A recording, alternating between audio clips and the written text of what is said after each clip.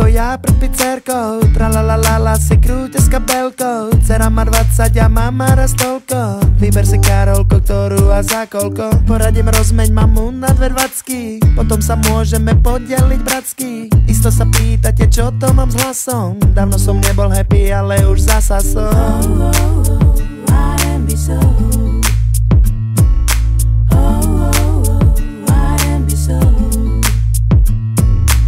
Matka aj s dcerkou to získať ma láka, jak medaila vstávaný z tehuláka. Lenže my máme len jednu ochranu. Karolko navrhol osovať do mamu. Typol som orla a zase je hlava, takže mi zase len mladá ostáva. Mamulka, prosím vás, povedzte dcere, že nemám gumu a že nech sa nesere.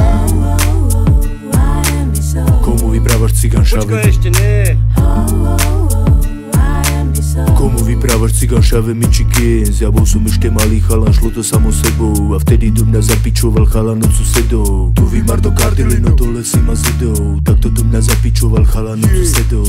Potom sme sa ešte stretli po nedelnej omši. Keby sme sa nepobili, nedostal by som ší. Na zdravie, je to pravda, niečo na mňa leze. To mi chalan od susedov podaroval prezent. Na škole som mal kapelu a to sme boli sopláci. Kazetu mi zobral trény a poslal ma čas práci. Vraveli mi, ty si kokot, bude prúser na beton. Našťastie tá jeho Tesla žula pasky geto. My zostarli sme ako mal by svetoznámych umelcov, ako obraz baču Ondra stojaceho za ovcov. Realizmus, perokres, baba čaucu kúruje. Sereme sa do umenia, nik nám nekonkuruje.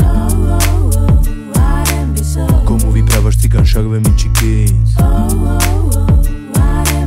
Komu vyprávaš cigán šave Michikins? A ty drž piču. Čo? Ja? Sorry, ja tu len hostujem, môžeš.